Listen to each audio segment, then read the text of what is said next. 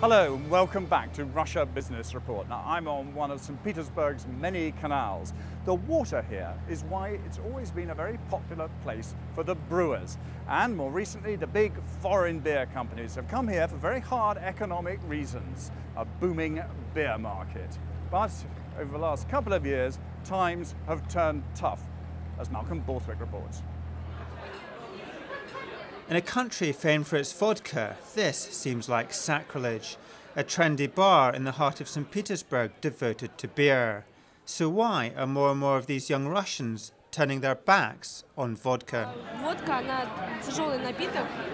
Vodka is a heavy drink that not everyone likes. You can't drink much of it or you will feel bad. And the quality of vodka has got worse.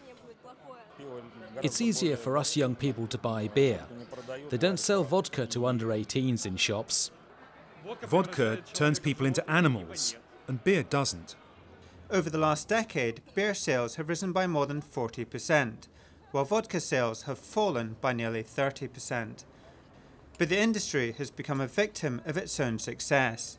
The government is concerned by a growing youth culture of beer drinkers and where this could lead. Russia's alcohol consumption is twice the critical norm set by the World Health Organization, and male life expectancy is falling.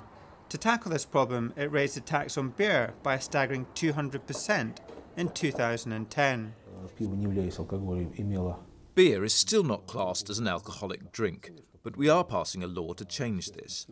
All alcohol must be regulated the same. Even now, beer is cheap. 200% tax is not enough. We have more plans to increase the tax on vodka by 120% and beer by 80%.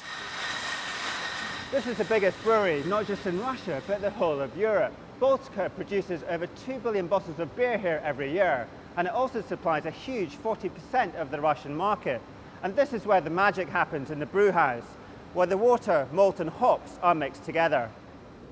Very interesting. Alexei Kedrin taught me through the impact of the government's crackdown over a glass of imperial stout. We had to cut down on all our extra expenses, stop some programmes. We couldn't avoid raising the price of our products by an average of 25% last year. In 2010, the government increased the tax on beer by 200% overnight. That's a huge increase. Why do you think it increased the tax on beer by this amount, but not vodka?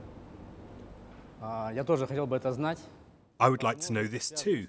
Maybe the influence of the vodka lobby on the government and the State Duma has turned out to be significant. So beer companies have got a battle on their hand, taking on Russia's influential vodka lobby. It's no wonder that beer makers here are feeling under pressure. Russians traditionally drink spirits. Here I am deep below the ground in a brandy cellar in St Petersburg. And although vodka is Russia's national drink, brandy is also popular amongst wealthy Russians. Maxim Chernigovsky is head of an association which represents Russia's spirit makers. The criticism from beer companies is emotional. They're lobbying to defend their own interests. But beer makers enjoy more preferences than the producers of spirits.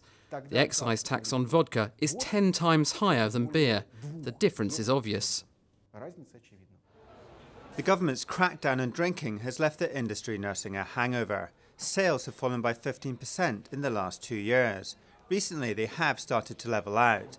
But the days of beer pulling in bumper profits for Russia's brewers are over, at least for now.